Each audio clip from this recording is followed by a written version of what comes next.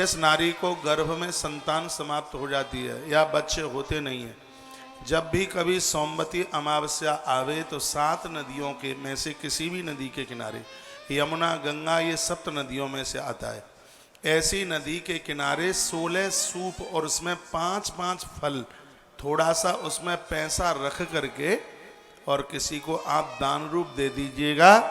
भगवान की कृपा से उस नारी को संतान हो जाएगी। सूप जानते हैं आप? सूप, छाछ जिसे बोलते हैं। यह उपाय सिर्फ सोमवती अमावस्या को ही होता है।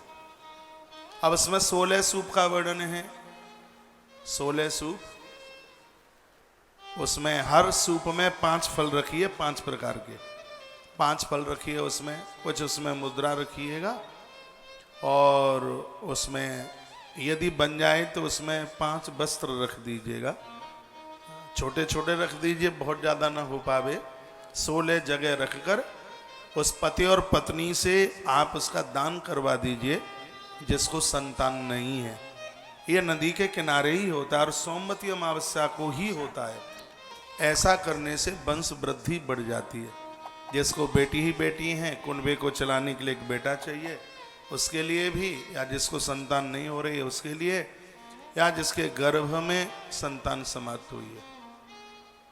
3 महीने से लेकर 7 महीने तक गर्भ में संतान समाप्त हो जाती है। 24 घंटे का सूतक लगता है और जो इस सूतक को नहीं मानते हैं जघन्य अपराध है। बच्चे का जन्म हो जाता है, 3 दिन तक सूतक लगता है।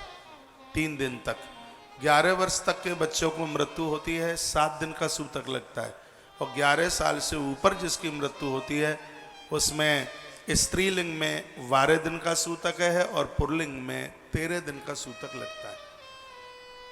तो यह वर्णन क्या है? यदि गर्भ में कोई संतान समाप्त हुई है या वंश वृद्धि रुक रही है, उसके लिए 16 सूप, उसमें 5-5 फल, कोई 5 वस्त्र, उसमें जनेऊ वगैरह उसी में गिनती में, रूमाल, जनेऊ, तौलिया, ये सब उसी में आ जाता है।